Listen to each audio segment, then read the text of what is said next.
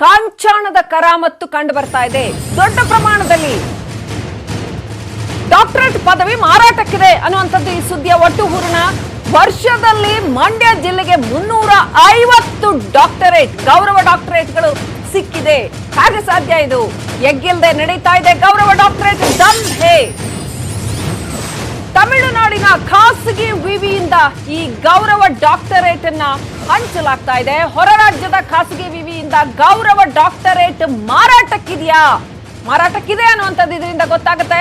ಗೌರವ ಡಾಕ್ಟರೇಟ್ ಕೊಡ್ಸೋದಕ್ಕೆ ಮಧ್ಯವರ್ತಿಗಳ ಹಾವಳಿ ಬೇರೆ ಇದೆಯಂತೆ. ಕರ್ಕೊಂಡೋಗಿ ಕೊಡ್ಸೋದು, ಅದಕ್ಕಿಂತ ಇಷ್ಟು ಅಂತ ದುಡ್ಡು ಕೊಡಬೇಕು. ರಾಜಕಾರಣಿಗಳು, ಗುತ್ತಿಗೆದಾರರು, ಉದ್ಯಮಿಗಳು, ಶಿಕ್ಷಕರು ಎಲ್ಲರೂ ಡಾಕ್ಟರ್ಗಳೇ. ಕಲಾವಿದರು, ಪತ್ರಕರ್ತರಿಗೆ, ಅನೇಕರಿಗೆ ಕೂಡ ಸಿಕ್ಕಿದೆ ಈ ಗೌರವ ಡಾಕ್ಟರೇಟ್. ಹೇಗೆ ಸಿಕ್ಕಿದೆ ಅಂತ ನಿಮಗೆ ಗೊತ್ತಾಗುತ್ತೆ. ಈ ದಂಧೆಗೆ ಕಡಿವಾಣ ಹಾಕಿ ಅಂತ ಪ್ರಗತಿಪರ ಹೋರಾಟಗಾರರು ಒತ್ತಾಯ ಮಾಡಿದ್ದಾರೆ. ಇದಕ್ಕಿಂತ ಹೀನವಾದ ಬೌದ್ಧಿಕ ದಿವಾಳಿತನ ಇನ್ನೊಂದಿಲ್ಲ ಅಂತ ಅನ್ಸುತ್ತೆ. ಗೌರವ ಡಾಕ್ಟರೇಟ್ ಅನ್ನ ದುಡ್ಡು ಕೊಟ್ಟು ಕೊಂಡುಕೊಳ್ಳುವಂಥದ್ದು, ಅದರಲ್ಲೂ ಮಂಡ್ಯ ಜಿಲ್ಲೆಯೊಂದಕ್ಕೇನೆ 350 ಗೌರವ ಡಾಕ್ಟರೇಟ್ಗಳು. ಅಂದ್ರೆ ಒಂದ್ ದಿನ ಒಬ್ಬೊಬ್ಬರಿಗೆ ಗೌರವ ಡಾಕ್ಟರೇಟ್ ಕೊಡ್ತಾ ಇರೋದೇ ಕೆಲಸ, ಅದೇ ಒಂದು ಉದ್ಯೋಗ.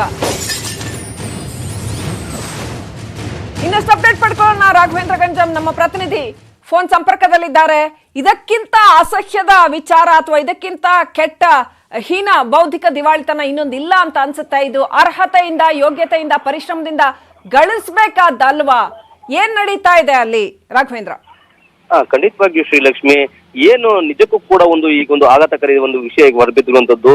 ಏನು ಈಗ ಖಾಸಗಿ ವಿವಿಗಳು ಅಂತ ಹೇಳ್ಕೊಂಡಂತ ಕೆಲವೊಂದು ಸಂಸ್ಥೆಗಳು, ಅದರಲ್ಲೂ ಕೂಡ ಹೊರ ರಾಜ್ಯದ ಸಂಸ್ಥೆಗಳು ಇದೀಗ ಗೌರವ ಡಾಕ್ಟರ್ ಹೆಸರಿನಲ್ಲಿ ಒಂದು ದಂಧೆಯನ್ನ ಮಾಡ್ತಿರೋ ಒಂದು ಸತ್ಯ ಇದೀಗ ಬಯಲಿಗೆ ಬಂದಿದೆ. ಅದರಲ್ಲೂ ಕೂಡ ಸಕ್ಕರ್ನಾಡು ಮಂಡ್ಯದಲ್ಲಿ ಸುಮಾರು 350 ಜನಕ್ಕೂ ಕೂಡ ಒಂದೇ ವರ್ಷದಲ್ಲಿ ಡಾಕ್ಟರೇಟ್ ಕೊಟ್ಟಿರುವಂತಹ ಒಂದು ವಿಷಯ ನಿಜಕ್ಕೂ ಕೂಡ ಈ ರೀತಿ ಒಂದು ರೀತಿಯಾಗಿ ಏನೋ ಒಂದು ಕಡೆ ಸಕ್ಕರ್ನಾಡದ ಒಂದು ಜನರ ಮೇಲೆ ಒಂದು ರೀತಿ ಡಾಕ್ಟರೇಟ್ ವಿಷಯದಲ್ಲಿ ಒಂದು ಅಗೌರವ ತೋರುವಂತ ಕೆಲಸ ಅಂತ ಹೇಳಲಾಗ್ತಿದೆ.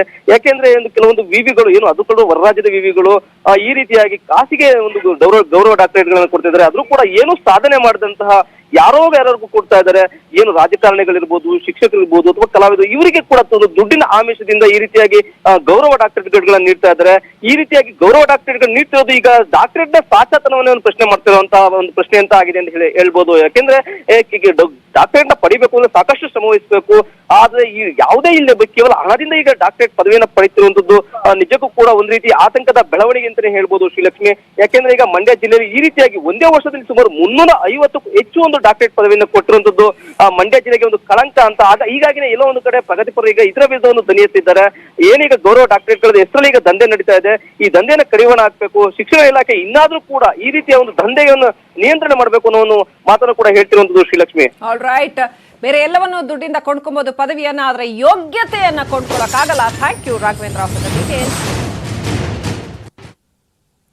ಈಗ ಸಖತ್ ಸುದ್ದಿ ಪ್ರಸಾರವಾಗುತ್ತೆ, ನೋಡ್ತಾ ಇರಿ.